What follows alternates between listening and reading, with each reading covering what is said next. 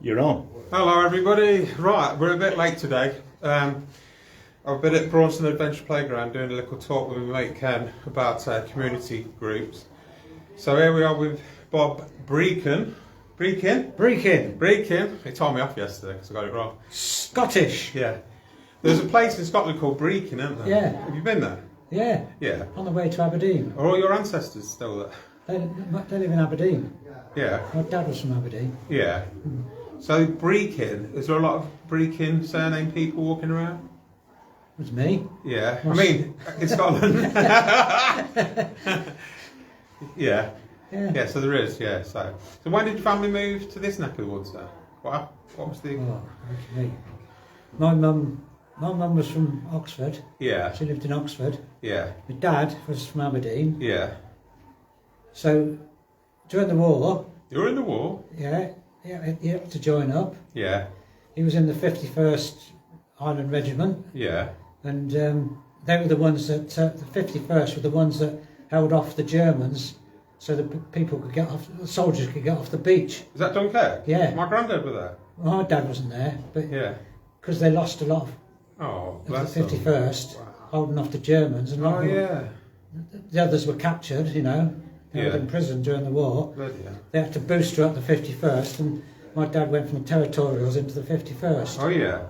And then he went up to north of Scotland to defend the beaches there because thought the Germans might come round there. Yeah, yeah. Then he was sent to Iceland Yeah. for a year and a half. Yeah. So he did his stint up in Iceland, Yeah. and then he came down to near Oxford, Yeah. Yeah. ready for the D-Day sort of time. Yeah. Yeah. And he met my mum Mm. at a dance hall in Oxford, Yeah. and I was conceived. Yeah. Yeah. In those days, you know what it was like. Yeah. Yeah. What was your dad doing when he left the army then? What's his job? Well, I'll tell you about his army first. Yeah, go on then. But he had to go to it. He was sent off to Italy then, Yeah. and followed the army. He was in the Royal Engineers. Yeah. So he followed the army up Italy, really, Yeah. chasing the Yeah. Germans up, you know. Yeah. And he was up to Monte Cassino with the engineers, and he ended up in Genoa Yeah. before he was, before the war ended, and then Yeah. it took him weeks to get back to England, and Yeah. I was about 2 when he got back. Oh, yeah. So So you were more or less just born, then he had to go, kind of thing. yeah. Yeah. Well, no, I was born when he was away. Ah. He got notice that he was a father when he was just south of Rome. Yeah. Yeah. Wow. My auntie didn't meet my granddad. I think she was like 4 or 6 because he was away at the war. Yeah, and they never really properly bonded because there was that separation of that Well, time. yeah, I had a funny relationship with my dad, I suppose, in that respect, because, he was a stranger to me when I was little, Yeah. that age, but I suppose I was young enough to get over that. Yeah. Yeah.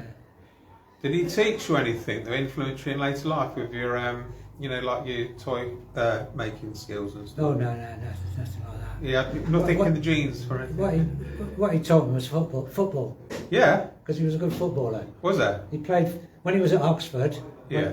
waiting to go to Italy, he was picked to play for the Army South of England team. Oh yeah, yeah. What position? He was inside forward, Yeah, yeah. inside right or something like that.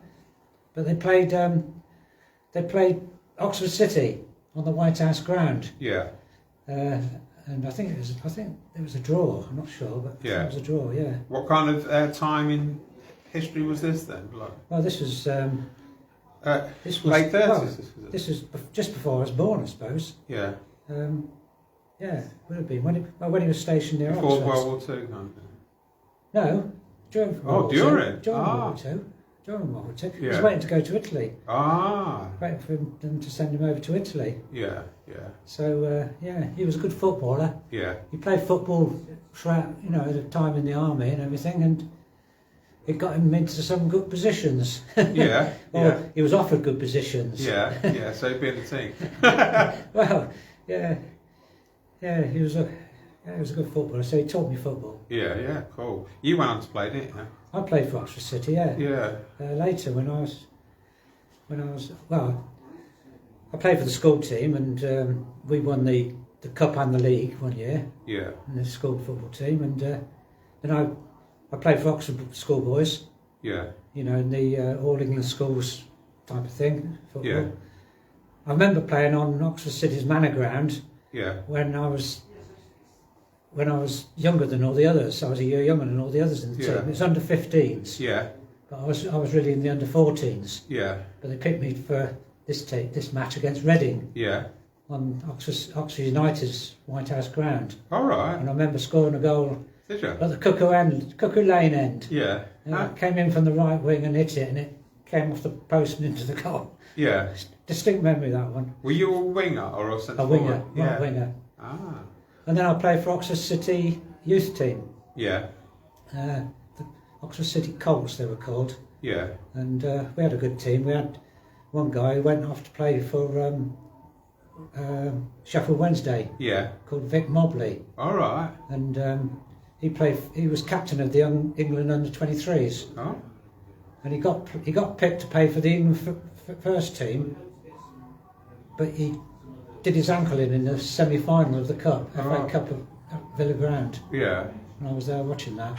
Yeah. And of course there's no subs in those days. Yeah. So they strapped his ankle up and chucked him on a Real forward. men. Real men, but it buggered him up. Ah, that's it, isn't it? Yeah, he never played in the final because Sheffield Wednesday got through to the final, and he never played for the full England team. And that was just before I think the year before England played in the World Cup and won it. Oh no. So he could have been in Jack Charlton's position. Oh no. Because players then, they used to say, oh, my finger's hanging off. Yeah, let's just strap it up. Put a elastoplast on it. Yeah. Yeah, we had a good team at the Oxford City Colts because we did well in the FA Youth Cup. Yeah. And we got drawn against Arsenal at Highbury. Yeah. So I played at Highbury and we got beat 9-0. Wow. Yeah. Yeah, so football. Yeah, and then the year after that we did well again and we played Luton away. Yeah. And they only beat us 1-0. And I think their first team was top of the league that season, and we played their youth team and at what's the name of the Luton's ground? Can't remember. I know Eric Morecambe supported them, that's about it. They only beat us 1-0. Yeah. So we did well that year. Yeah. And I played for the reserves as well. Yeah. But then I went to college. Yeah. I left to go to college. And then what did you do at college? I did product design. Yeah. It was at the College of Art in Birmingham, but they had this product design course. Yeah. And when I went there, the principal of our department, product design, he was from the Bauhaus in Germany. Okay. Yeah. And he got out of Germany when the Nazis took over in the 30s and came to Britain, and then he became principal of the product design school. Yeah. Do you remember your first project, what you did, or any of that? Or some of your favourites? I remember coming second in a competition for designing some cutlery. Yeah. Got 25 quid for that. Yeah. So what was it unique cutlery then? That's what I designed, Yeah. So what can you describe it? What it looked like? Or? Not really. What was it made of? Do you remember? Well, cutlery is usually Like made steel of. kind of thing. Steel. Stainless steel. Yeah. The lad who came first, he was a bit more modern than mine. Mine was a bit more traditional. Yeah. But they made a full set of his. Yeah. And what decade would this been then? I went to Birmingham College of Art for product design in 1962. Yeah. And I came out in 1966. Yeah. So that period, I went to college in 1962 with sort of grey flannel trousers. Oh yeah. A jacket. Yeah. Tie, white shirt. And when I came out in '66, I had green boots, tight jeans. Yeah. Flowery shirt. Oh yeah. So it was that period of change, What was your favourite music at that time? Do you remember? I went I went to see Bob Dylan at the Birmingham Town Hall when he Yeah. was acoustic, when he first came Yeah, over. everybody like moaned it when he changed to electric, didn't Well, they? that was in Manchester Yeah. after that. Yeah, When the first time he came over to Britain, I saw him at Birmingham. yeah. Was it good? Yeah. Yeah, yeah. And he had Joan Baez. Oh yeah, Baez or whatever. Yeah, whatever her name is. Yeah, it's a sport. She was with him, and yeah, that was quite good. And then at that time, I liked the blues. Yeah, And all the blues players came over, like Buddy Guy and Sonny Boy Williamson and yeah. Sonny Terry and Barney McGee and those type of people. They influenced the Rolling Stones, them kind of people. Oh didn't yeah, they? yeah. Wicked. Yeah. Yeah. And what else did I see there? So, of course, we used to have dances and Christmas dances at the college, you know. Yeah. And we used to have people there. And Rod Stewart came once with Long John Baldry. I've heard the name, but I don't know who he is.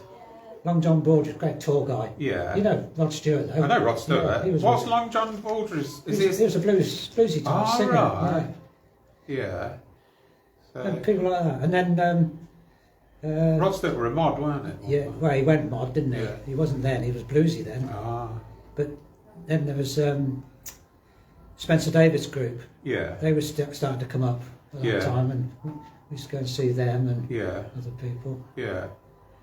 Did you ever see anybody like the Beatles or any of them? Well, funny enough, I saw them in Oxford, Did you? but I didn't know who they were. Oh yeah. It's when they were first coming up. Yeah.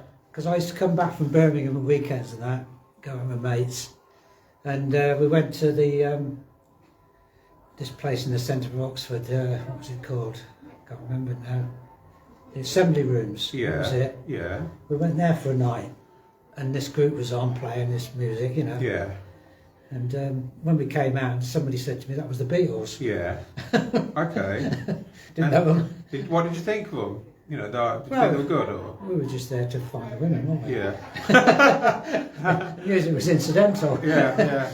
For a night out, you know. Yeah, that's it. Yeah, you don't realise what they're going to become, do you? No. My mum actually was taking my auntie back to the airport. She was living in Canada when they were young, and they stopped at the service stations on the way back, probably Ross's Cafe or whatever.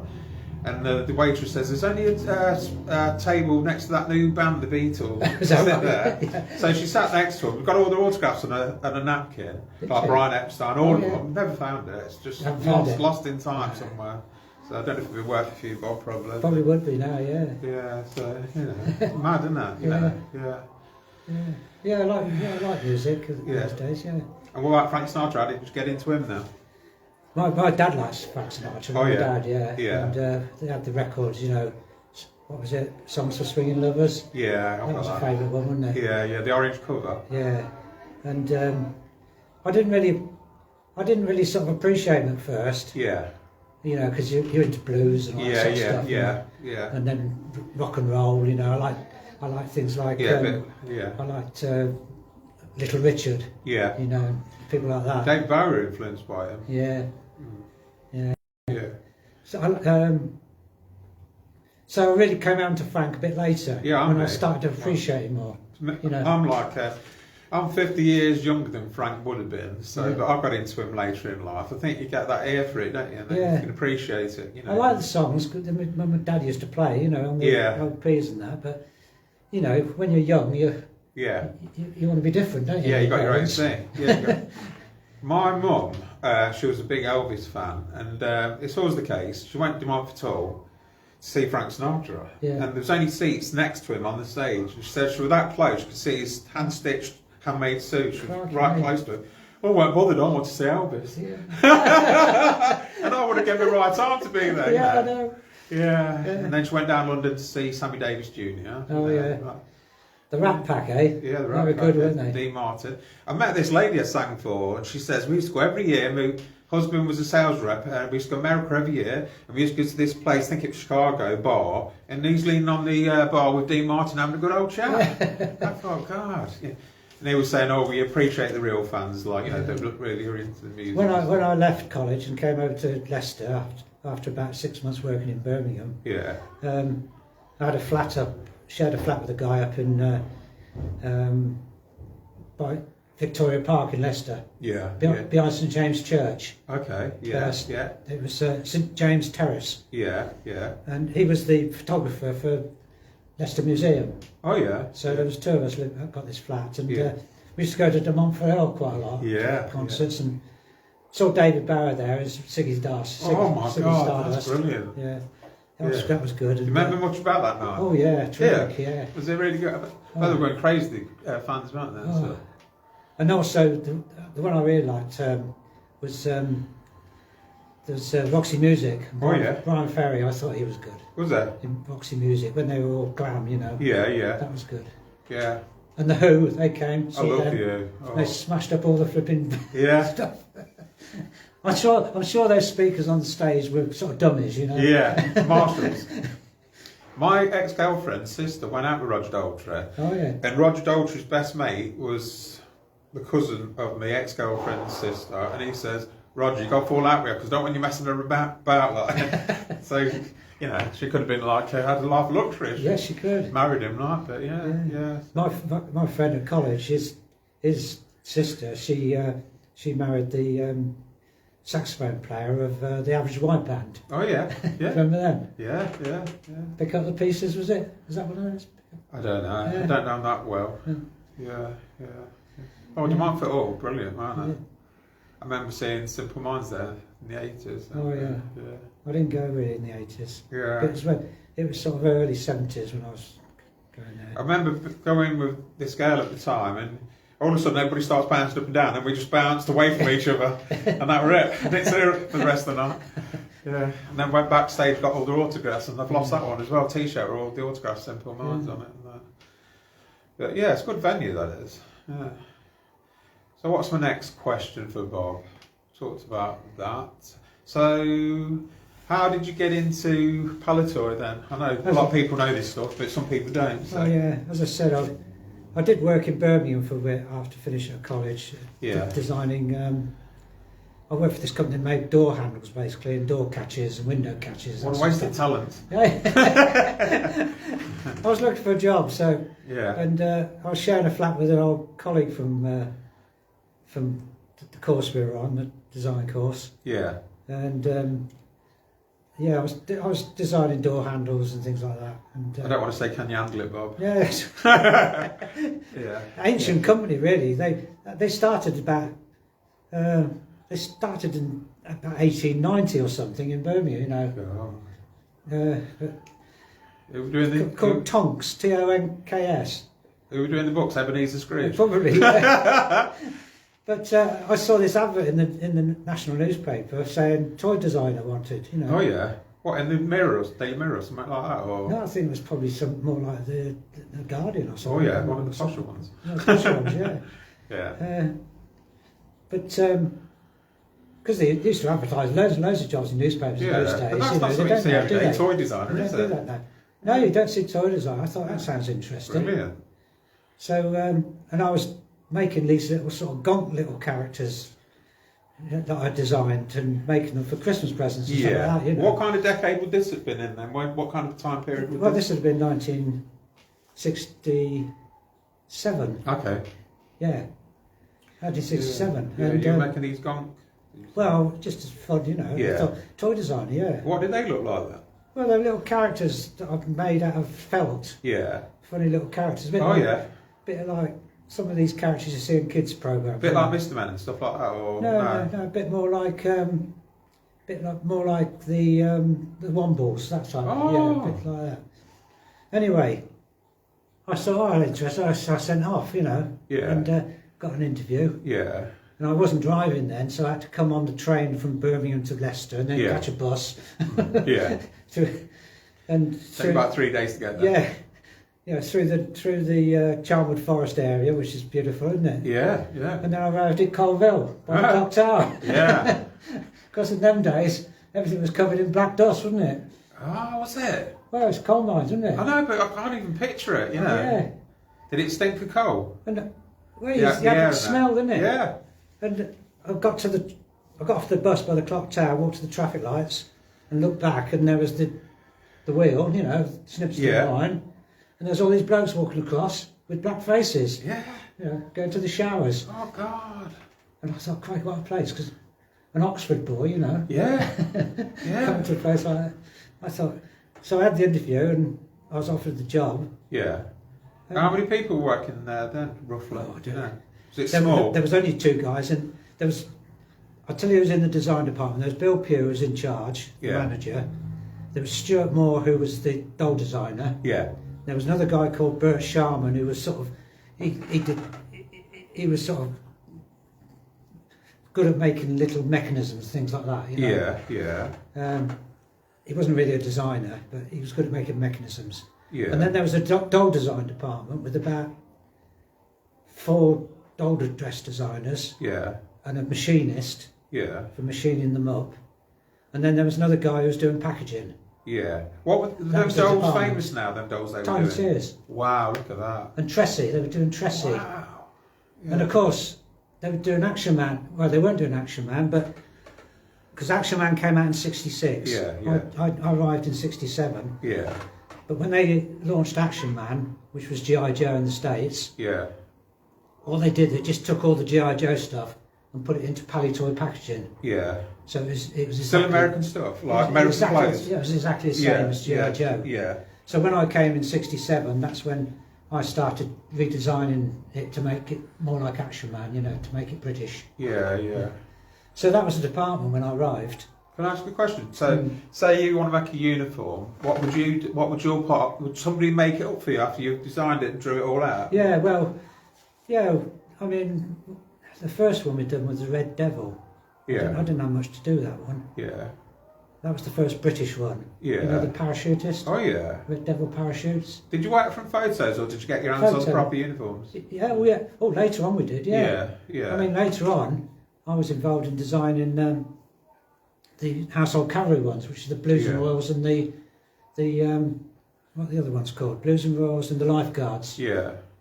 So they're beautiful there. Yeah, I went down to the HQ in Whitehall. Yeah. Where they have the Trooping with the Colour. Yeah.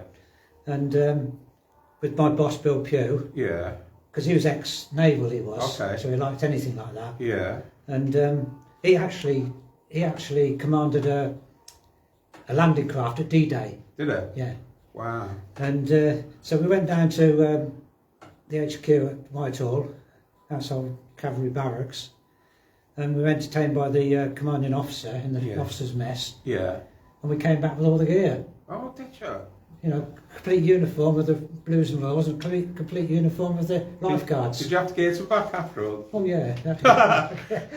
Just going out for a night. So I had to design it for Action Man, and make sure it worked and could be moulded and all that sort of stuff. Yeah. And the saddle as well for the horse. Yeah.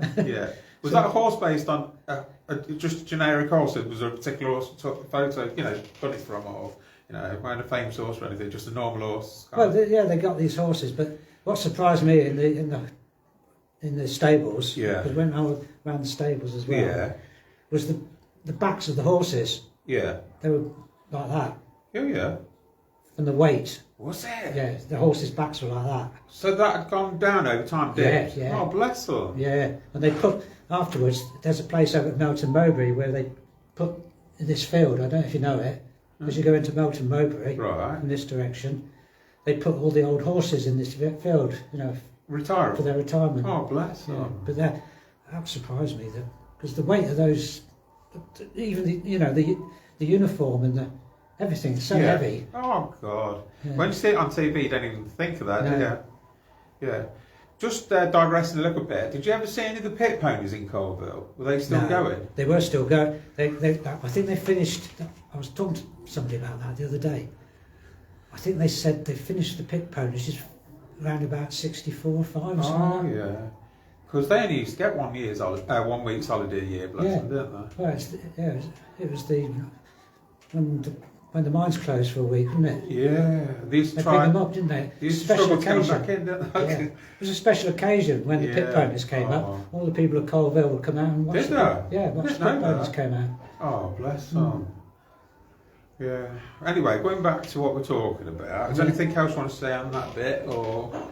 Well, yeah, because we used to design these outfits, and I was involved in designing pass it over to the girls to design the uniform. Yeah. You know, and then that will go off to Hong Kong to be made, and then they send it back to Even be in them approved. days? Yeah, gone off to Hong Kong. Yeah, where it's more cost effective kind of thing. Yeah, yeah. Do you ever go over Hong Kong and that? Not with Palitoy, but I did later. Yeah. A couple of times I went over. Yeah. Yeah. When I worked for a Dutch company. Okay, what did you do for them then? Same stuff, same kind of stuff? Well, when I left Palitoy and I went to Spears Gaines for a while Yeah. as a design manager, but that was rubbish. Yeah, what they got famous then? Have they Scrabble. Scrabble? Yeah. Yeah, it's So like lots of games, you Yeah. know, which are Yeah. not very. I didn't want to stay there. I couldn't afford to go there anyway. Yeah. It was in London, in Enfield. Yeah. Yeah. So I left after a while, Yeah. and I got some freelance work with MB, Yeah. another toy company, Yeah. and then the chap who was marketing director at Palitoy Yeah. said, "Do you want a job?" Because he got headhunted to do marketing and design and development for this Dutch company that had different companies around Europe. Yeah. Yeah. So nobody wanted to go over to Holland, obviously. So Right. we had an office near Eastman's airport, Oh yeah. so they could fly in and come and see us, you know, Oh. or we could fly out to them. And yeah, that lasted a few years, and then Yeah. they wanted to get out of toys. Yeah. Yeah. So my boss's boss Yeah. came over from Amsterdam, Yeah. bought us a big meal and to sack us basically. Oh, here's some food. You got us that. But we gave him a pound coin or whatever it was, Yeah. and we took a bit off him. So we started a little company of our own, Oh yeah. designing. And with that pound, not only did we get the computer and the printer and the furniture and everything to set ourselves up, Oh yeah. we also got the intellectual property rights for the things we were working on. Yeah. So we managed to develop a toy called Girls World, which was an old Palitoy Yeah. toy, Okay. which was made in Italy. Yeah. So, And what does that? What's that like? Girls World's like just a head, Yeah. almost life-size head on shoulders, Yeah. and it's for hair play and Yeah. makeup. And like yeah. So you can do hairstyles or make it up, you know. for Yeah. I girls. think I've seen them on Yeah. TV in the past. Yeah. Yeah.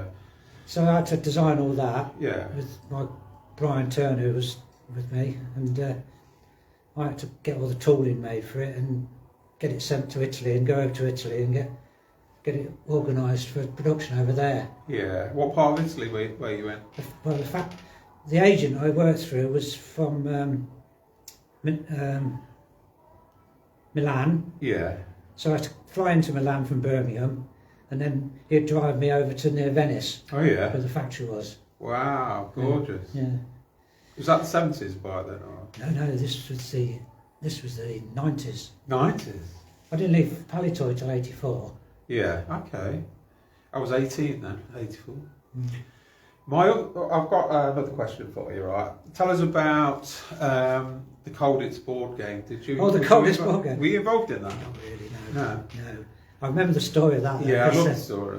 Because what's his name? Is it Pat Reed. Yeah. Pat Reed was the escape officer at Colditz. Yeah, he's in the film, isn't it? The character with him. Yeah, it's Escape from what's Colditz. his name, isn't it? Who plays him? Can't his name. Little guy. It's Anyway, not, oh God. yeah, I'm terrible with names. I'm so bad. Yeah, famous actor anyway. Yeah, famous Look actor. it up, Google it. Yeah. Yeah, he was escape officer. Of course, when you're escape officer, you can't escape, can you? So he couldn't escape, but then he resigned as escape officer, and he did escape. But anyway, come the 50s or the 60s, Yeah.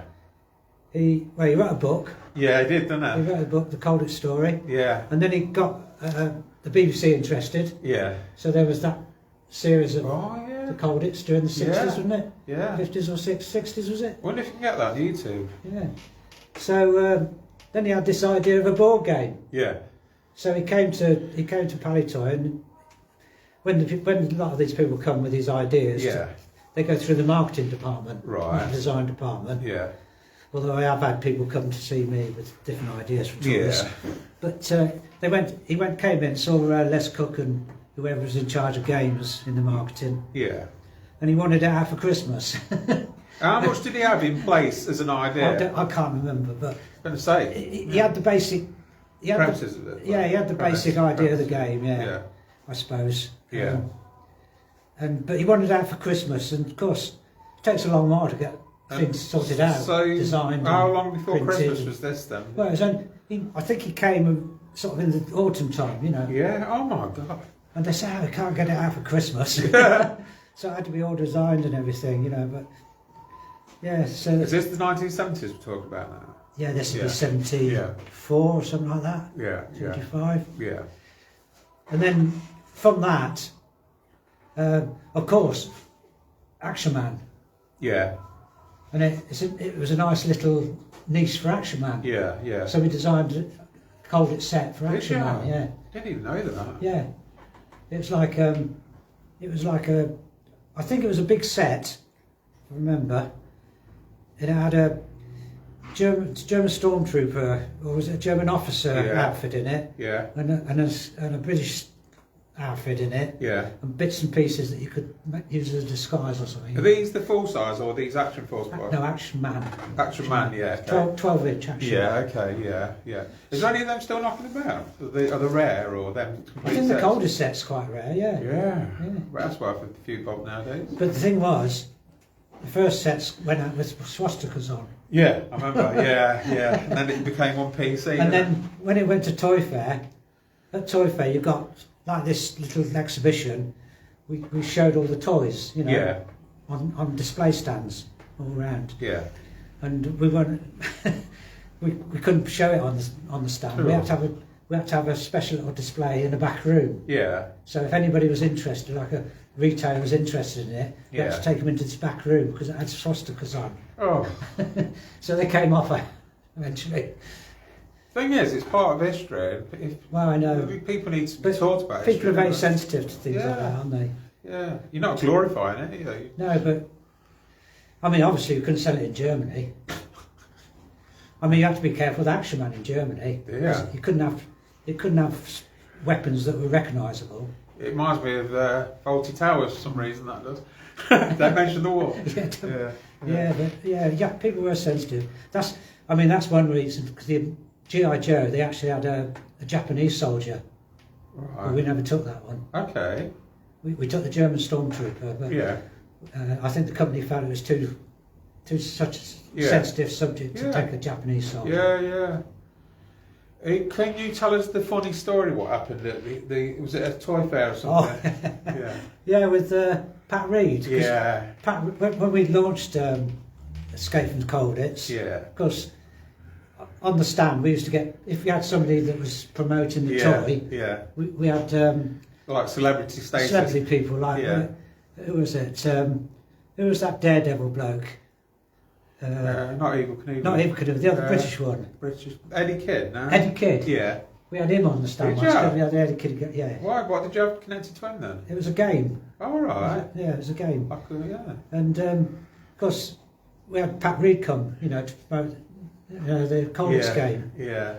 And our salesmen were right, Jack the Lad. Oh, crikey, they were. What a crowd! Funny, so funny. Yeah. Anyway, one guy he went to the local fancy dress sort of place, Yeah.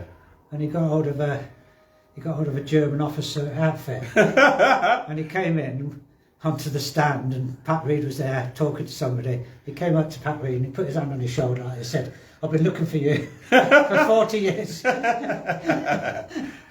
You'll nip me, old beauty. I don't think he took it too kindly, actually, because he's a bit bristly, Is it?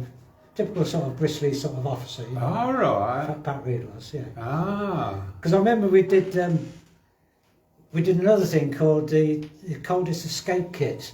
Oh yeah. It was nothing to do with Action Man. Oh yeah, like a little like they used to have for James Bond kind of thing. Yeah, that sort of thing. But yeah, you bought this kit and you could make a little typewriter. Yeah.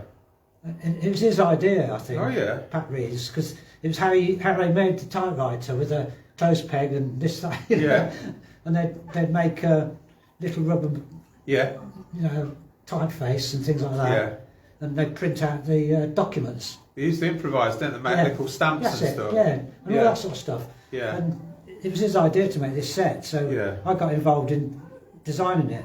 Yeah. And, I had to ring him up once at his house about something, Yeah. some little detail or something or other. And I rang up. Can I speak to Major Reed, please? Yeah. There's a woman, you know. Oh yeah. And it must be his housekeeper or something. Oh yeah. And she says, oh, I think he's out in the grounds. Not out in the garden, Yeah. you know, out in the grounds. Yeah, that's So I it. don't know what sort of place he had, but Bloody, I don't sound like a terrorist on no. Bakewell Street or whatever. No. God. But he was a character. Yeah. You met some interesting people. Anybody else you met, celebrity-wise? Or? Oh, I met the bloke who made Rubik's Cube into a game. Did you? Yeah. What nationality was he? Was Tom he- Kramer. I don't know if he's German Yeah. or I remember that some- in school. he's European. Yeah, yeah. But they know the story of Rubik's Cube. No? No, Rubik. What's Right. his name? Ennio Rubik or something? Right. He was a professor of architecture. Yeah. Is it in Hungary, wasn't it? He was Hungarian, I think. And to teach his students certain aspects or things about architecture, he invented this cube. Okay. That was the original unit. All right. And it got into a toy fair in Germany. You know, just used to have little stands where people invented ideas for Yeah. games or toys or something. Yeah. They had a special section. Yeah. And he was on there. It was on there. And Tom Kramer, he used to come to Palitoy with ideas for games and toys and everything. Yeah. And when he used to come to Palitoy, he used to come in an old Mac and Plimsolls, and you know, Yeah. he was like. But he went to this toy fair and saw this cube, and he talked to this Rubik fella and said, "I can turn that into a real good toy for you." So he got Yeah. the license off him Oh yeah. and sold it to an American company. Yeah. And then, you know, that's history, you know, that's how it all happened. Yeah. But I had to go to Germany with him on a particular project, Mm. which was a thing called pocket trumps. Right. Do you know top trumps? Yeah. Well, we did a little smaller version, Yeah. about that size, Okay. smaller ones, Yeah. called pocket trumps. Yeah. And I don't know, I think he might have introduced it to Palitoy, Mm. but I had to design, or get all the design done for the pictures. Yeah.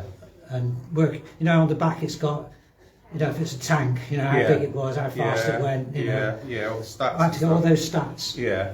And the artwork, I had to get the artworks Yeah. done, all the Yeah. photographs. Sometimes Yeah. it was photographs, sometimes I had to get an artist to Yeah. actually draw it. Artist impression. Yeah.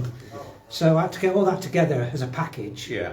and go over to him, to Pelican, in Germany, to show the company what went with what, you know. Yeah. This goes with this and this goes with this. Yeah. Don't get them mixed up. Don't get them mixed up, yeah. So I had to sort of catalogue everything, you know, and get Yeah. it all worked out properly. Yeah. So I went with him, but we couldn't get I can't remember Pelican word, Hanover, that's Yeah. it. We couldn't get a flight back from Hanover. We had to get on a bus to go to Hamburg, Right. down the Autobahn. Yeah. And we were driving along, and suddenly he said to me, "I was in a prisoner of war camp over there." Yeah. Well, it wasn't just a prisoner of war camp, it was a concentration camp. Oh. Yeah. It was a concentration camp. Oh. And it took me by surprise, you know. Yeah. He was telling me all about it, you know. Yeah. Yeah. And then we got to Hamburg and flew home from Hamburg. Yeah. Lovely. So that, I met him. And other people like, what was the one that was Alice in Wonderland in the film? Do you mean Wizard of Oz? No. No, Alice in Wonderland. Young British girl, yeah. Right. She came on the stand dressed up as Alice. Yeah. Was it actual film, not a cartoon? Film. Not animated. No. Film. Yeah. Oh, never heard that. People in it. Okay. Yeah. Forgotten in it. Oh, What decade was that then? this would be in the 70s. Yeah. Yeah, we used to get sort of Eddie Kidd and Yeah. who else came on? I think Trevor Francis came on as well. Oh, yeah. Because we had a Trevor Francis striker game, electronic striker game, and he had his name on it. I had that game. Striker, you pop the head down. Yeah, that was the first striker. Okay. We wanted to take on Sabutio. Yeah. The boss came in and said, "We're going to take on Sabutio, do a football game." Yeah. Think, get your thinking caps on, sort of thing. So we all got our thinking caps on, came up with different ideas. Yeah. And then Stuart Moore, who was the double designer, he came up with the idea of tapping the football on top of the head. Yeah. And he kicked That's the football. clever though, isn't it? Yeah, it was clever. So that's how. What were the other ideas? Do you remember? Oh, I can't remember. No. I had one. I can't remember mine was. What was mine? Was it straw and a ping pong ball? It probably was actually. I don't think I didn't really go into it too much because I was in charge of doing other things. Yeah. You know? Yeah.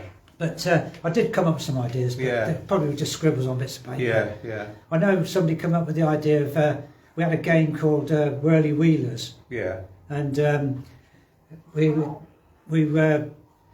It was a cycle game. Yeah. And it was round like a cycle arena, you know, Yeah. where you cycle. Yeah. And the cyclists were on a track, and the track had holes in, and air blew in. Yeah.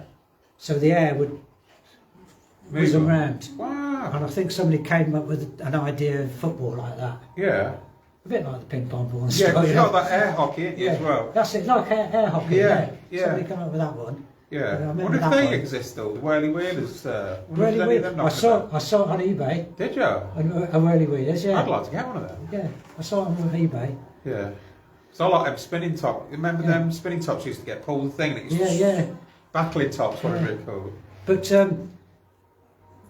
Trevor Francis went on the electronic version. Yeah. Striker electronic football. He was the first £1 million footballer. He was for me. Yeah. He scored that winning goal, didn't he, for Nottingham Forest? Did he? Was it European? European Cup, wasn't it? Wow. Yeah. Didn't he score? Was it Trevor Francis? Probably. I think it was, wasn't it? I remember the Only Fools and Horses songs. Got Trevor Francis tracks suits from a mush in Shepherd's Bush. Yeah. God. So we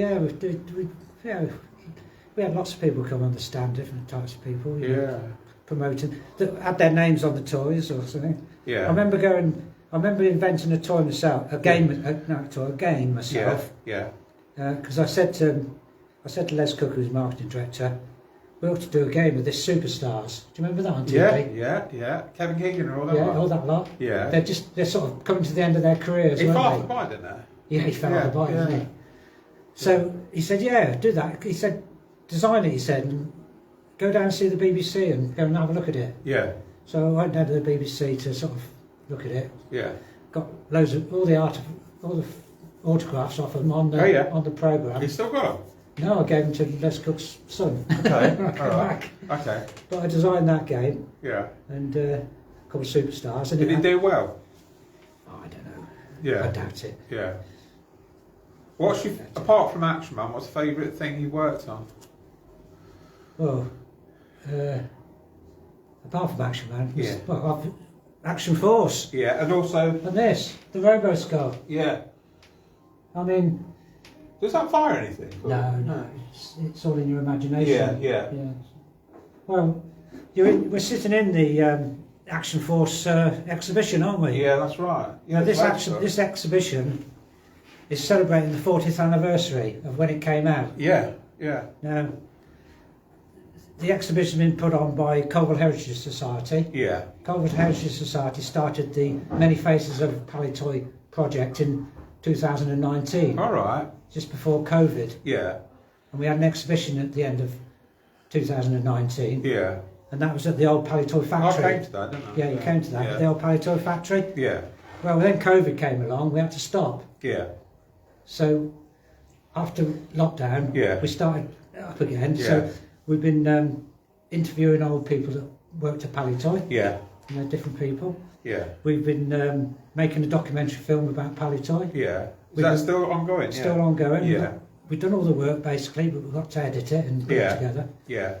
We've put a website together. Has that got a release date, that documentary? well, it'll go on the website, which is supposed to be coming out sometime next year, Okay. early next year. Yeah. We've been working with schools, Yeah. all sorts of things. We've been archiving materials that people have got. Yeah. Is the career still in toy making stuff that kids can aspire to do, kind of thing? Can they get in? Can kids get into designing toys? Oh yeah. Yeah. I don't know if it's all like computer games nowadays. Ah, it is really, A lot isn't of it? it, you know. But that's another issue, isn't it? Yeah. So we have to finish this project because the project was funded by lottery money, lottery heritage money. Yeah. So we got to finish it this Yeah. year. Yeah. So we thought we'd put on this exhibition of Action Force toys, Yeah. which I was responsible with a team of designers for doing. Yeah.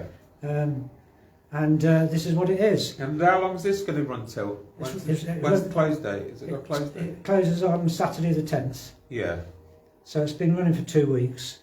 We've had lots of on the weekends. We've had people come that are collectors that come from. Well, one guy came from Dublin. Yeah. We've had people from all over the country. Wow. You know, we had a guy in on, was it Monday or Tuesday? He came from March in the village of March in Cambridgeshire. Yeah. Because he wanted to see it. And Yeah. they've all loved it, you know. Yeah. And they've been posting about it online and different Action Force forums and stuff. Yeah. But to tell you just quickly about what Action Force is, Yeah. because of Star Wars toys coming out in 1978, Yeah. and they're small, about 3 3/4 inches. Yeah. Action Man was having a hard time. Yeah. Because he was how tall was it? 12 inches. More materials. And these were only 3 3/4. Yeah. So you could get a lot of Action Force figures, for, Yeah. for the price of an Action Man. Yeah. So we decided to take Action Man down to a 4-inch size. Honey, I Shrunk the Action Man. That's it. So the first Action Force that came out were the 12 best-selling Action Man outfits. Yeah. Right. Cool. So they were the first lot, and then the managing director left, the marketing team left. Yeah. We had a new managing director, a new marketing team came in, so they wanted to change it again. Yeah. So they wanted to change it into a fantasy thing, Yeah. a bit like Star Wars and James Bond, you know, Yeah. rather than being a copy of Action Man. Yeah. So we had to change everything, but they wouldn't give us any money for touring. Did you agree with that idea? Do you think it was a good idea at the time? Yeah, it was a good idea because Action Man was struggling. Yeah. And it was a way of keeping it going. Yeah. And when you look back, keeping the same 12 outfits that were Action Man Yeah. in the smaller scale figure Yeah. was probably a good idea because it had that continuity. Yeah. Yeah. But when this new team came in, Yeah. and Star Wars was it was at the time of the second film, Yeah. you know, The Empire Strikes Back. Yeah. Yeah. And Star Wars was going mad then. Yeah. Star Wars was a bit slow to start with. Yeah. We'll come to that in a minute, but Yeah. when the second film came out, it was going mad. Yeah. So the idea of changing it into a fantasy thing was a good idea. Yeah. So what we had to do was take the figures and take the legs off of one figure and put it on the body of another figure. Yeah. So it didn't look the same. Yeah. Yeah. And then we had to design teams in different colours. Yeah. So the baddie team was red. Yeah. Yeah. And we had a space team, an underwater team. Yeah. Yeah. The SES team and the Z-Force team. Yeah. So these 4 teams were built up. The story is the 4 teams were built by the United Nations to take on this guy Baron Ironblood, Yeah. who was trying to take over the world. Yeah. Okay. Who come up with the name? Do you remember? Oh, crikey me! The name Baron Ironblood would have come through marketing, but they've probably got an agency to Yeah, like brainstorm ideas, you know, names. Yeah. So that was the reasoning behind it, and this is what the exhibition is. And your last talk is on Saturday. I'm doing a talk on Saturday, Yeah. the 10th. Yeah. When the exhibition closes. Yeah. There's collectors come in to listen to me, and other people come in to listen to me. Yeah. Yeah. And I tell the story of Palitoy, the history of it, and the history of Action Force. I remember ages ago, you told me back in the day, you could get a big bag of toys working there for about £5 or what? Yeah. Was it £5? Yeah, well, yeah. And I remember going. The factory shop. The factory shop was in a place called Baker Street, which is just over the road from here, actually. Yeah. It's all derelict now. Yeah. It's by the old bakery, the old I think it was the Co-op Bakery, Okay. and that's why it's called Baker Street. Ah. I live on Bakewell Street. No, Baker Street. No, I'm saying I live on Bakewell do Street, you? so I wonder if they made tarts down there. Yeah. So, Yeah, so you that's used where to the have to get a factory shop bag of... So on a Friday, the factory shop was open. Yeah. People would go down there, and get toys which were like seconds. Yeah. You know. They're probably worth more than the Perfect. Yeah. They probably are. Yeah. I mean, you used to send out stuff like Action Force or Action Man to retailers, and they'd stick their sticker on. You know how much it was. Yeah. And they didn't sell it; they'd send it back. Oh yeah. But you couldn't sell it again. Yeah. Oh yeah. Because they put stickers all over it. So that would go in the factory shop. Yeah. So you go down there with pick up a bin liner at the end. You know, as you walked in. Yeah. You know the big returns. Was it like a lucky dip, or did you know what was in there? No. You went round, picked what you wanted. Yeah. Put it in your bag. Yeah. And go to the counter, and they tell you how much they wanted off you. Yeah. So why did they work out the price? Was it like half price or less? Or? Well, I can't remember. Yeah, something like that. They probably have prices on the next to the desk or something. But yeah. But I remember going in there, just collecting a load of stuff, and going up to pay with this big bag of stuff, and she said £5, please. Wow. She didn't even look inside. No. They just they just needed to get rid of it. Because if you, I know it's like Back to the Future time, but if you'd have stacked your attic with all this stuff, you would have been a multi-millionaire, wouldn't you? Yeah.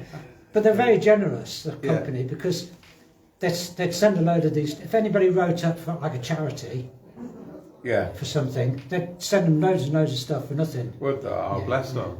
Like kids in hospital and stuff like that. Yeah, anything, any sort of chat, they'd send them off. And some kids would send in a toy that got broken and say, can you repair this? But perhaps they couldn't. They'd send them a new one back and say, I'm so sorry, but, he's passed away. Your Action Man's passed away, so it's a replacement. The other thing that was up there at Baker Street, if you remember Action Man, used to collect stars. Yeah. On each packet. Okay. Depending on the value of that packet or box. Yeah. So like an outfit would be like 3 stars. Yeah. But a big scorpion tank would be 6 stars. Okay. So like loyalty kind of thing. It's a loyalty thing. Yeah.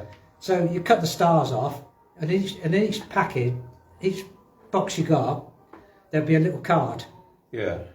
And you could place your stars on it and stick them down. Yeah. And when you got a free one on there, of course. Yeah. Okay. Starter. Printed on. Free one. Yeah. And you put them all on. When you got to 21, sent it off down to Baker Street, and you got a free Action Man. That's good, isn't it?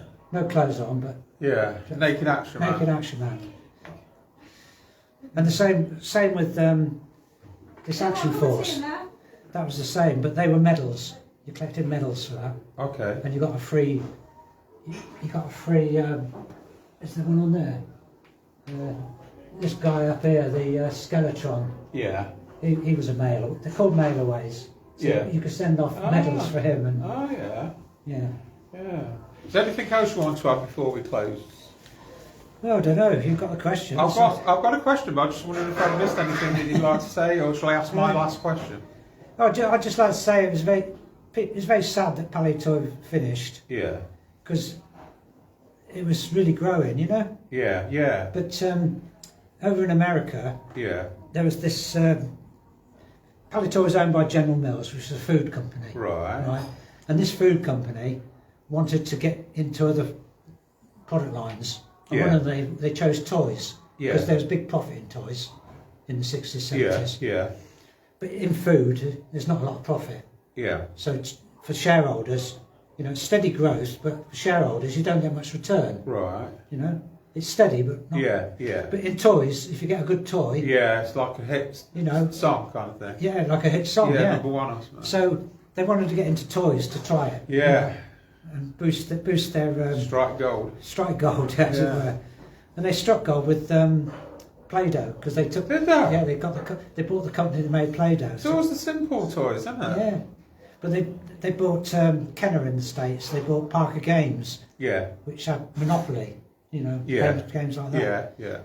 And they wanted to get into Europe and around the world, so they bought Palitoy. Yeah. Right. So Palitoy was part of this big General Mills toy group. Yeah. Which was based in New York at the time. Yeah. And this toy group decided they wanted to get into video games. Yeah. So around about 1979-80, yeah, they started to develop video games. Yeah. Because at that time, video games was very big in the arcades. Yeah. But chips were getting, the chip that goes in it was getting cheaper and cheaper and cheaper. Yeah. Cheapest chips. Cheapest chips. Yeah. So, because it was getting cheaper, the chips, yeah. they thought, oh, we can make video games. Yeah. So other companies were doing this as well. So Palitoy were doing video games? Well, it was all developed by Parker in the States. Yeah. And what they did, they didn't make the machines to play the games on. Yeah. They back-engineered other people's machines to see how they worked, which they could do legally. Okay. But they made the games to go in their machines. All right. Right. So they had an Action Man game, they had a Star Wars game. Wow. They bought Frogger, which was the big game at the time. Yeah, I remember that. Cost them millions. Did it? Yeah. So they got into games, and for a year it went fantastic. Yeah. And then all these other companies from abroad started coming in with cheap games, and the market went. Right? There was what was called the Great Video Games Crash of 1983. Yeah. And the toy group lost about $10 million because of it. Yeah. Because they had all this stock they couldn't get rid of. Yeah. Yeah. And a lot of it was buried in Mexico or somewhere. I think I had the stock, one story. Was it? Yeah, like somewhere. Anyway, because of that, and they lost all this money, the shareholders of General Mills were getting a bit nervy. Yeah. Yeah, so they decided to get out of toys. Yeah, yeah. So what they did, they took Kenner and Parker, which are the two big companies in America, and they sold Kenner Parker, which was the toy group, which Palitoy was part of. Yeah, yeah. On the New York Stock Exchange. Yeah. And then Palitoy in Colville became Kenner Parker. Okay, I didn't know that. Yeah. Yeah. So that's what happened. Yeah. That's how Palitoy went. Yeah. And just before that happened, they got rid of the design department. So in 1984, all of us in design were gone. Yeah. Action Man went back to Hasbro. That's sad, isn't it? Yeah. And then in the end of 85, Palitoy went. The name Palitoy went. Yeah. Kenner Parker was now in charge of the factory here in Colville. Yeah. Yeah. All right. It eventually ended up as Tonka. Okay. My wife loves Tonka. Then it became Hasbro. Okay. So when it closed here in Colville in 1994, it was closed by Hasbro. Yeah. And the Play-Doh machine was still working at that time. Was it? Yeah. But they sent it over to Ireland, Hasbro. Hasbro sent the Play-Doh machine to Ireland. Yeah. To make the Play-Doh for Hasbro. I think you told me something about landfill. Oh, right, yeah. Is that like a legend or something? It's a bit of a myth, yeah. Is it? Can you tell us about there's that? a certain amount of truth behind it, but because toys, a lot of the toys you can't sell. Yeah. You can't retail in shops. Yeah. And you can't sell in the factory shop. Okay. Right. So they have to go in. They have to go in tip. Yeah. And then some of them probably have to go because of financial reasons as well. You know. Yeah. Yeah. To balance the books. Yeah. You know what happens there, the accountants and stuff. Yeah. So you have to take them down a tip somewhere to bury them. Yeah. So there's a myth going around that. There could be. It's mainly with the Star Wars people. Yeah. Could be valuable stuff under there. They think there's a place somewhere where there's Star Wars things underground. But I think most of the Star Wars stuff that was got rid of. Yeah. Went in the council tip, which is at Lant, near Ashby. And that would have been burnt with it. Well, it's council tip, you couldn't get in there to dig with a spade. Anyway, if you did, it'd be about 30 foot down probably. We need instead of a coal mine, we need a toy mine. So. Yeah. I suppose when you know, after when 400 years time, yeah, societies, it keeps talking about having a big event like a comet in the Earth, and then we're going back to the caveman days and stuff like that, and then society builds up again. You might have archaeologists that might be digging around Colville and come across it. Yeah. Might dig us up, Bob. Yeah. Time team in 400 years' time, digging up coal around Colville and finding Star Wars, and they probably think they're some sort of offers to the gods or something, wouldn't they? Yeah, like like a little idol. An idol for the gods or something. What's this figure? It looks like a robot or something. But is it an idol to the gods? It's proof of aliens visiting. Yeah, proof of aliens visiting or something like that. One thing that I was fascinated by in your story, that a lot of people know but a lot of people don't know, is I always remember Action Man for two things: the eyes that moved and the gripping hand. Can you tell us a little story before we finish? Yeah. Well, the thing with Action Man is we always kept coming up with something that could extend the range. Yeah, a new little thing. Well, because a lot of toys, if you want to keep it going, you've got to have something new with it. Yeah. A toy will come in. If it's a good toy, it'll go out. It'll go out like this. Yeah. And you're selling loads of them. Yeah. But then it levels off. Yeah. What do you call that? Like a little new gimmick or something like that? Yeah, you have to find something to keep that going up. Yeah. Keep the sales going up. Yeah. So he's made. Oh, I've got the one with the moving eyes. That kind of thing. Yeah. So the first thing that happened really to extend Action Man as a brand, I mean, it went on TV obviously. Yeah. But the first thing was the talking one. All right. That was done in the States. Yeah. By G.I. Joe. Okay. Hasbro. Did you have that on the Action Man? We had it in Action Man. Yeah. So what the marketing people can do then is promote it as a talking Action Man. Oh yeah. So on the packaging, now he talks. You know? Did that work? Did the sales go up? Oh yeah. Yeah. This is what you have to do. Yeah. And then it levels off again. Yeah. Okay, that's interesting, isn't it? But the next thing was my boss, Bill Pugh, was watching Tomorrow's World. Okay. Remember that? Yeah. About things... Flying cars. Yeah. Not happened yet. Things that are being developed which haven't quite happened yet, but might happen in the future. So, Tomorrow's World. Yeah. So he saw this process called velvetexing, or flocking, as the common term is. Flocking. I can't think where you're going with this. Yeah. So he thought, So he got onto the BBC and said, who's this company that does this velvetexing? Yeah.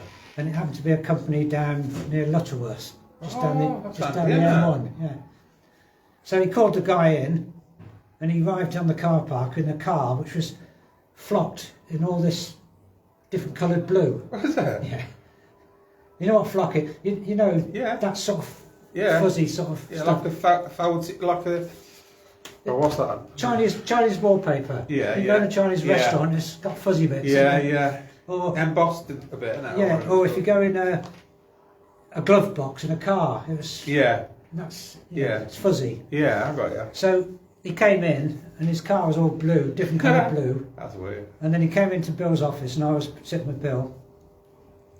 He came in with a big case and opened it up and took out a tea set. He says, "This is what we can do," and it was all flocked. Oh yeah. All fuzzy with different colours. That's weird. And Bill held up an Action Man head.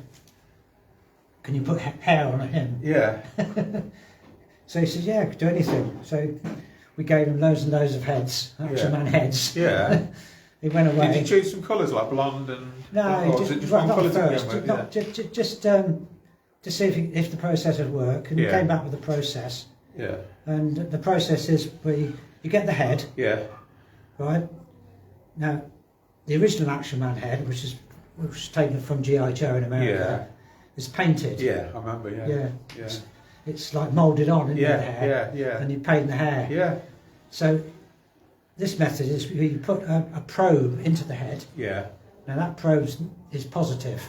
Okay. and it goes into a box full of That stuff. nylon, which is 2 millimeters long. Yeah. Nylon filaments. Right. And you stick it in, and the fibres will go to the positive, Yeah. right? Yeah. And stick. Yeah. Because first of all, you have to paint this resin glue Yeah. stuff. To attract it. Onto the head. Oh yeah. So you didn't want that. So when it gets attracted to the head, it's on the probe. Yeah. It sticks into the resin, Okay. Yeah. Okay. Yeah. Yeah. and then you have to cure the resin, and it stays on. Yeah. Right. Okay. That was the first one, Yeah. and then of course, that pushed the sales up. Yeah. Because Yeah. now you can say, now a realistic hair. Yeah. Yeah. Yeah. Oh, great.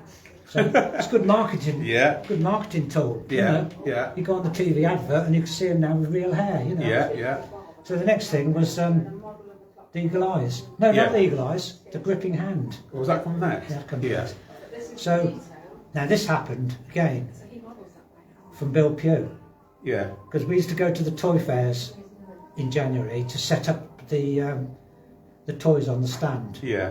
Because we were designers, so Yeah. we knew how to design things, you know. Yeah. That's what they told us. So Bill used to come and help us do that, Yeah. and roll up his sleeves and join in with the crowd. Okay. And he couldn't get Action Man to hold his rifle. Ah. And Brian Turner was display manager at the time. Yeah. Said, I just use a bit of glue, lever stick or something like that. Stick it in and it'll stay there then. Yeah. And then Bill thought of it and he said, no. He wants a gripping hand. Yeah. He just thought of that on the spot. He started that on the spot. Wow. He needs a gripping hand. So when we came back to Colville, I sculpted it. Yeah. Looking at this hand, Yeah. I sculpted Is that it. what you did? Just by keep looking at your hand and I then kept stop? looking at it and sculpted Yeah. this hand, which was actually 4 times Action Man size, Yeah. which was 2/3 my hand. Yeah. It was a small hand, but you And know. how long did it take you to do the sculpture? Oh, I can't remember. Was it days? It wasn't long. No. I had to sculpt it, then I had to cast it Yeah. to get a resin one out. Yeah. Yeah. To clean the resin one up, Yeah. and then give that to tooling Yeah. to go to a tool maker to make the tool. How do they make it scaled down in size? With a then? pantograph. Okay. That sounds complicated. No, it's not. It's not. A pantograph is something where you've got levers, Yeah. and if you move this lever, Oh, no. You used to you be able can- to buy them as a kid, didn't you? Them Yeah. toys. yeah, Sketching. Like. yeah. If you move this lever, Yeah. this lever moves as well. Yeah. Now, But it's 3-dimensional, isn't it? So. well, not really. No. Well, it can be. Yeah, for the tool maker, it is. Yeah, Yeah, yeah. for the tool maker, he has a special one, Yeah. and you can by moving gears around here, you can make what I do here Yeah. 3 times that one, or Yeah, 4 yeah. times that one. you Yeah. know? Yeah. So what the tool maker has, he's got this machine which cuts the steel, Yeah. and if you fiddle around, you can make this 4 times up hand. Yeah. If you run over this thing, you can make it 4 times down on this side, so make it to Action Man scale. And what decade was this? The 80s or 70s? Hair came out in realistic hair came out in 1970, Yeah. and gripping hands came out in 1973. Ah. But this was even better than the hair because it added to the play value Yeah. of Yeah. Action Man. So Yeah. when marketing were promoting it on TV and that, they could show him climbing Yeah, I with the remember. gripping hands and that, you know, Yeah. or holding a rifle. You only had one gripping hand or two, did it? Yeah, Just both one? were gripping. What was that? Because the machine, the Yeah, of pantograph course. machine, you can make it do the reverse. Yeah, mirror image, like. Mirror image, yeah. Yeah. Yeah. Yeah. So that's how that worked. And then, of course, we sold these 2 ideas to the States Did you? to go on G.I. Joe. Yeah. Did they do it? Yeah. Yeah, Cool. yeah. They did it for G.I. Joe. Yeah. But then they... Did you get any commission for it? Or? No, I was salaried, wasn't I? Yeah. I might have got a little bit more bonus and, you know, some... I don't know. Should have said, need my aunt's permission for this. But then I guess the GI Joe people sort of sat up and think, oh, we need to come up with an idea now. Yeah. So they came up with the eagle eyes. Oh, did they? Yeah. Did you have to buy that idea off them kind of thing? Or Oh, did your own buy them? I suppose we paid more. We had to pay a royalty for for Action Man to Hasbro Yeah. for using G.I. Joe. So they might have added another percentage point on or something. Yeah. For, Yeah. for taking the eagle eyes, but I would have guessed they'd have given it to us because they took the gripping hand and the hair, you know. So Yeah. it's cross pollination. Yeah. Yeah. You know, but they only lasted a year with G.I. Joe because G.I. Joe finished after a year. Yeah. Okay. Do you still meet up annually with everybody that worked there? That's still. Well, know. not particularly annually, but No. we do meet up. Yeah. no. Yeah. We have done. Yeah. It's getting less and less now because Yeah. people are getting old and crockery now. What do Some you do? people- Have a meal or? Yeah, or, we used to have go out for lunch. Yeah, reunion. Four of us, Yeah. four of us. Stuart Moore, the doll designer. What's his name? Who else used to come? Brian Turner, who was a display manager when he first came, but then became a toy designer. And Alan Blanchard, who was the model maker. Yeah. That's the four usually that met up. Yeah. Yeah. And I always keep in touch with some others like Dave Barnacle. He had his own company. He used to design all the packaging for Palitoy Oh yeah. for a period. Yeah. Did he do the artwork or was He that? did the artwork, yeah. Wow. All the lot of the later Action Man artworks were done by Dave. Yeah. Have you got any of his originals? Or? No. He's kept a lot of the originals Yeah. himself. He's got a good collection of stuff. Yeah. Um, That would be nice on display, wouldn't yeah. it? And I've got people back together for this Australian guy contacted me about 12 years ago. Yeah. He's actually British, but Yeah. he went to Australia. His family emigrated out there when he was about 10, Yeah. and to Perth. Yeah. And he loved his Action Man. Yeah. Was he a Special Forces guy? Was he? Yeah. Yeah. But he loved his Action Man when he was a kid. Yeah. And he was like his little friend. And somebody's trying to get hold of me. Yeah. And It's not Chris Tarrant, you don't do it anymore. and yeah, he joined the Australian Army Yeah. because of Action Man. Wow. Because he wanted to serve, in the army, and then he came because he was British. He came over here, Yeah. became a member of the British Army, Ah. and then he got into Special Forces, SAS. You sold him the judo outfit, didn't you? No, I thought you had a judo outfit you wanted. No. Is that somebody else? don't know. I don't know, you told me something along them lines, but I can't remember. Yeah, but when he was in the army, when he was he came out of the army, became he led a group of guys to take Americans around in Iraq when they were rebuilding Iraq. Oh, yeah. He'd have a special team of about 8 people, like Yeah. a medic and an interpreter and that sort of stuff. Yeah. And he led them, and he used to make films on the dashboard of his Humvee, Huh. and films of his mates and that. And, Yeah. And they used to want a copy of his films to take home when they Oh, yeah. finished, and things like. And he wanted to get out of all that, so he went back to Australia and he dug out his old Action Man out collection. Yeah. And he thought, Reignited. what am I going to do? I've left the army, that's all I know Yeah. really.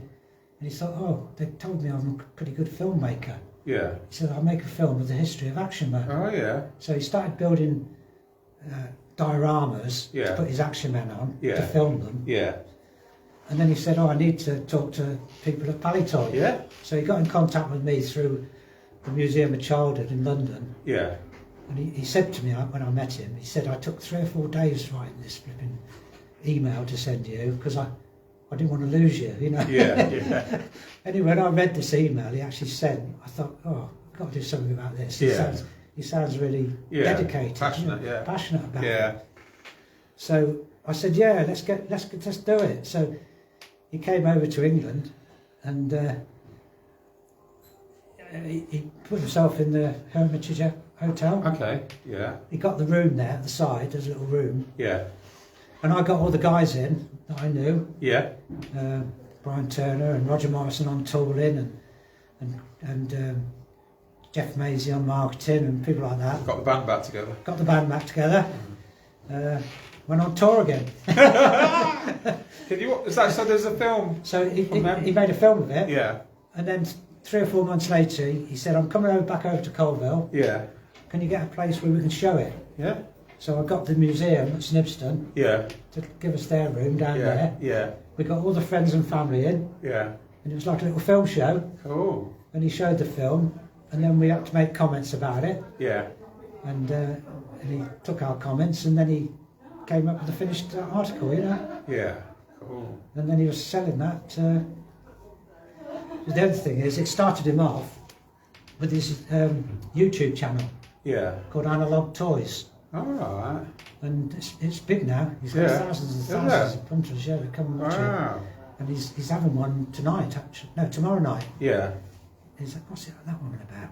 Oh, he's doing tomorrow night, he's having a live YouTube thing with the toy shop at Leicester. Oh, yeah. The one near the... Joe Hand. Near the High Cross, is there? That one? Yeah. Joe Hand and Gav. Right. They go on tour, don't they? Have you seen them? No, I've seen a YouTube video on the shop. They go on tour. Okay. They've toured all around Britain. Yeah. Going to other toy shops and buying toys and talking to them. Right. And he's going to do a live YouTube chat with them tomorrow night at midnight. Right. So it's going all over the world. Wicked. So he's that email he sent me. Yeah. You know, to do his Action Man film started him off on this, and and I've been involved with 1 or 2 of his YouTube little videos. Did one on the Robot Skull with him. Yeah. Yeah. And the Action Force in general. Yeah. What do you do? Like, do one of those where you're in your own home talking to each other? Yeah. Kind of thing? Yeah. Like a Zoom streamy thing. Streaming. Yeah. And your nickname is the Hand of Bob, isn't it? Because of your hand. That was done by what's his name? He got commissioned by a book publisher to do the story of Action Man. Okay. And he got in touch with me, this guy. What was his name? I've forgotten his name. What terrible names, you know. I'm the same. But they commissioned him to do a book on the history of Action Man. Yeah. And he came to me. Was that the name of the book? Eh? Was the book called that? Or? No. He wrote in the book, you know, The Hand of Bob. I think that's genius, though, isn't it? So that's why he was, As long as you didn't knock us out of the World Cup. Yeah. I think he mentions that somehow. Yeah. About the Hand of God and then the Hand of Bob, you know. Yeah, we had the Hand of Bob. Yeah. But he wrote, and that book, it was quite a good book. So I helped him with that, you know. Yeah. And he needed somebody to supply the toys for and he got a photographer. Yeah. And I knew a chap then who lived in Manchester, had lots of Action Man stuff. Wow. So we all met in Manchester and did a lot of filming of Action Man products, you know. Yeah. And that lot of stuff, all that stuff went in the book. Yeah. And did I write the foreword for that? I think I wrote the foreword to that book. Yeah. Yeah. One more question unrelated. Are you still playing football? Yeah. Yeah, you're brilliant. Well, it started off as walking forward, didn't it? Yeah, but it were. Everybody runs, doesn't Everybody was running, wasn't they? Yeah. And we couldn't have a referee. Yeah. And if you haven't got a referee, there's so many arguments. Yeah. So it just ended up playing football, didn't it? Whoever's watching it is still brilliant footballer. Ain't you? Well, you used to have a good shot on you, didn't you? Cool. Yeah. You had a good shot. I've injured a few people with it. Yeah. a few hands, a few ankles. Yeah, we're still playing. Yeah, apart from me, I'm not. No, I've got no cartilage left now. I need to write to Santa Claus for new cartilage. We're all going like that. We're gradually, everybody's getting new knees and new hips and I don't know. You should make us some, Bob. You've got all the expertise. You can make us some knees and stuff, haven't you? Action Man specials. Yeah. I did do this one design which marketing wanted to do. They said, because we did Action Man footballers. Yeah. We did outfits to go on. Did you do a Leicester City one? No, I don't think we did a Leicester City. I bet you did Man U, didn't you? All the big ones like Man U, Everton, Liverpool. Liverpool big at that time, Chelsea, Liverpool. But they said, we want something to make Action Man kick. Okay. So when the kid gets the outfit to put on his Action Man, he's got to do something with it. So like the striker. Yeah. like striker, Yeah. to kick it. So I came up with the Action Man sharpshooter, Yeah. and it was the thing that's strapped to his leg. Yeah. It was like a gun that came out of his back, Yeah. like a trigger. Yeah. And this thing went down And it triggered his leg. to his leg, and when you pulled it, it was like a lever system. Yeah. It kicked the ball, I could do one of them. but it had this big thing down, big plastic linkage down. Yeah. And the marketing guy at the time, Jeff Mason, I think it was. Yeah, it was Jeff Mason. It was his. He called it the Bolt-on Wanderers. Huh? That's good. Are they still knocking about? Did they go into production? They went into production, yeah. Yeah. Ah. Yeah. Yeah. I mean, it was crappy, really, but it did. Yeah. You know, it did make him kick. Yeah. I thought you'd have something like squeeze his waist or something. No, you couldn't. You had to be made so it could go on an ordinary Action Man figure. Yeah. You Yeah, know? got you, yeah. So it had to be fixed. So what can you do? You had to have Yeah. some sort of lever system Yeah. down his leg, Yeah, adapt the leg. down to his foot. So Yeah. it made him go like that, Yeah. kick the ball. So, so you strapped it onto him around his waist. Yeah.